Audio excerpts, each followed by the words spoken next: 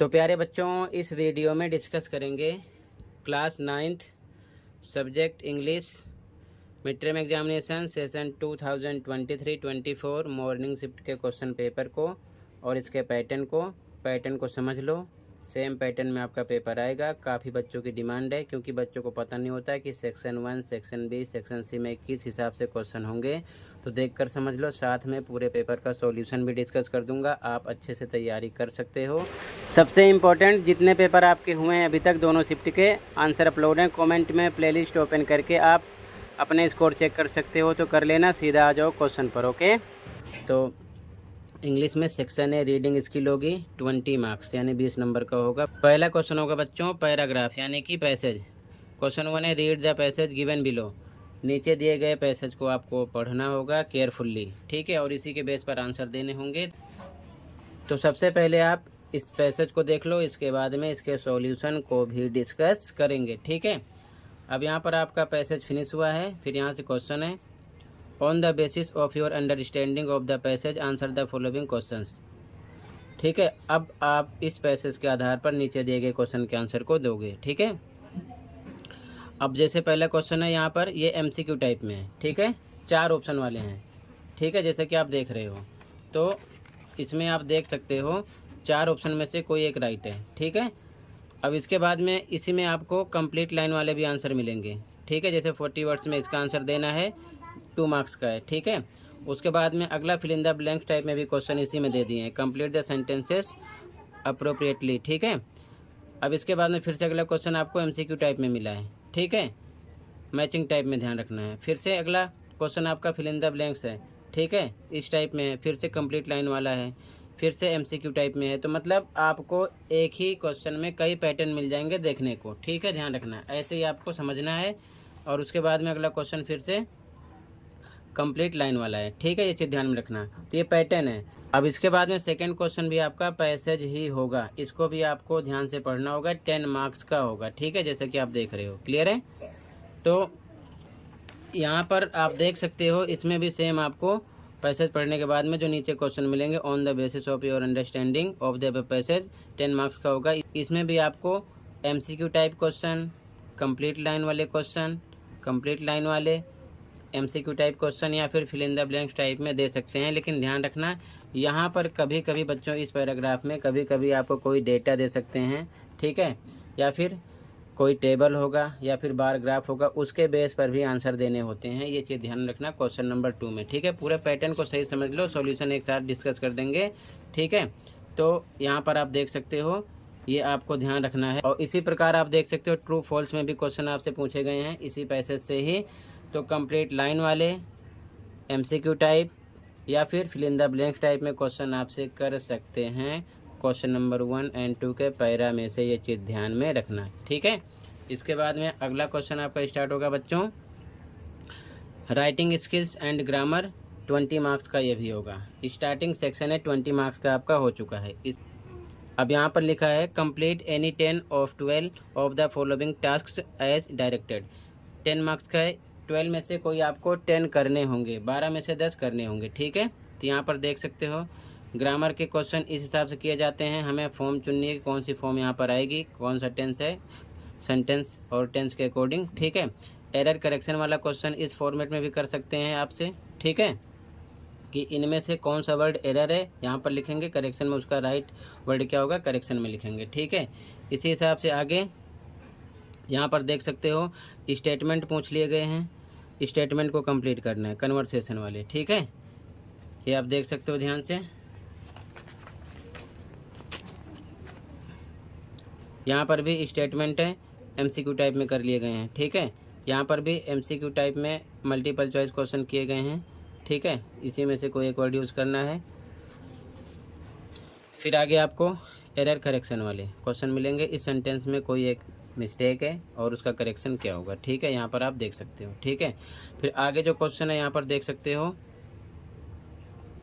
इस सेंटेंस के अकॉर्डिंग भी यहाँ पर 4 ऑप्शन मिले हैं एरर करेक्शन में। कई फॉर्मेट में आपसे क्वेश्चन कर रहे हैं, ये चीज़ आप समझ रहे हो, ठीक है।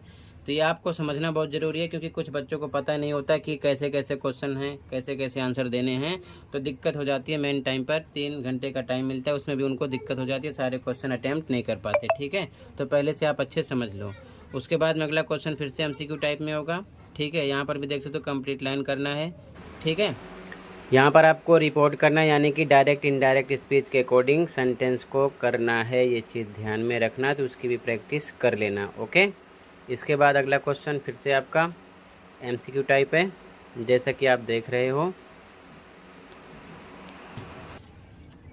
ये 12 क्वेश्चन थे, इनमें से आपको कोई 10 करने थे। एरर करेक्शन वाले MCQ टाइप भी हैं। ठीक है, ध्यान रखना। रिपोर्ट वाले भी हैं, काफ़ी क्वेश्चन है। अब अगला सेक्शन स्टार्ट होता है आपका राइटिंग स्किल। ठीक है, 10 मार्क्स का। अब यहाँ पर देख सकते हो, यहाँ पर मेंशन किया गया है इस क्वेश्चन में, यहाँ पर कुछ इवेंट दिए गए हैं। अब यहाँ पर देख सकते हो, यहाँ पर मेंशन किया गया है right A descriptive paragraph about one महोत्सव। तो यहाँ पर आपको ध्यान रखना है बच्चों, 100 to 120 वर्ड्स में आपको एक पैराग्राफ लिखना है।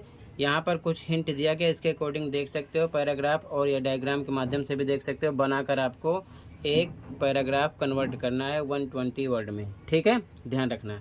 यहाँ पर चॉइस मिलेगी, और का मतलब ऊपर वाला करना होगा या फिर नीचे वाला करना होगा। ठीक है, ये चीज़ ध्यान में रखना। क्लियर है, ये चीज़ ध्यान में रखना। इसमें भी आपको पैराग्राफ ही लिखना है। ठीक है, ये चीज़ ध्यान में रखना।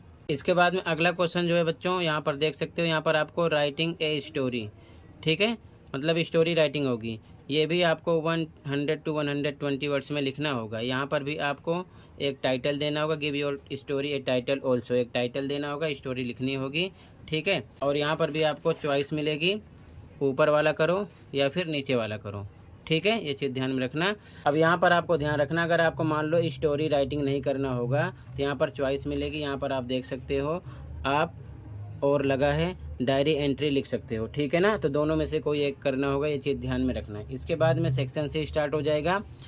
ये पैरा है, पैरा में से आपको ये ध्यान रखना 40 मार्क्स का होगा। पैरा में से आपको आंसर देने होंगे। आंसर आपके MCQ टाइप, कंप्लीट लाइन वाले, या फिर ट्रू फॉल्स वाले, या फिर fill in the blanks type में हो सकते हैं। पैटर्न यही रहेगा, ध्यान रखना। ठीक है, ये चीज़ ध्यान में रखना। क्लियर है, जैसे कि आप देख रहे हो, यहाँ पर भी आपको चॉइस मिलेगी। ये 5 मार्क्स का होगा आपका। अब चॉइस में से आपको कोई एक करना होगा, आप उस साइड के करो या फिर इसे करो। ठीक है, सेम पैटर्न में ये भी होगा। MCQ टाइप, कंप्लीट लाइन वाले, fill in the blanks type मिलेंगे। अगला क्वेश्चन जो होगा आपका 5 मार्क्स का होगा। अब यहाँ पर आपको आपकी जो पोयम है उसमें से स्टैंजा होगा यहाँ पर। ठीक है, एक्सट्रैक्ट लिया जाएगा और उसी के बेस पर समझकर आपको क्वेश्चन के आंसर देने होंगे। यहाँ पर भी आपको MCQ टाइप, ट्रू फॉल्स वाले, कंप्लीट लाइन वाले, या फिर fill in the blanks type में क्वेश्चन कर सकते हैं। मिलेगी चॉइस। यहाँ पर भी आपको ऊपर वाला करो या फिर नीचे वाला करो, ये चीज़ ध्यान में रखना। ठीक है, तो बहुत अच्छे से आपको पढ़ना है, और ज़्यादातर ध्यान रखना आप पोयम और पोएट के नेम याद कर लेना, वहाँ से भी आपको क्वेश्चन मिलेंगे। अगला जो क्वेश्चन होगा, क्वेश्चन आंसर होगा शॉर्ट टाइप। यहाँ पर आपको एनी 4 कोई 4 करने होंगे। 1 क्वेश्चन 3 मार्क्स का होगा, 12 नंबर का होगा। यहाँ पर आपको 5-6 क्वेश्चन मिलेंगे, उनमें से कोई 4 करने होंगे। 40 to 50 वर्ड्स में आपको आंसर देने होंगे, ये चीज़ ध्यान में रखना है। ठीक है, इसके बाद में अगला क्वेश्चन जो होगा वो भी आपका शॉर्ट टाइप आंसर होगा। 40 to 50 वर्ड्स में आंसर देने होंगे, ध्यान रखना। 1 क्वेश्चन आपका 3 मार्क्स का होगा। ठीक है, 2 क्वेश्चन करने होंगे, एनी 2, ध्यान रखना।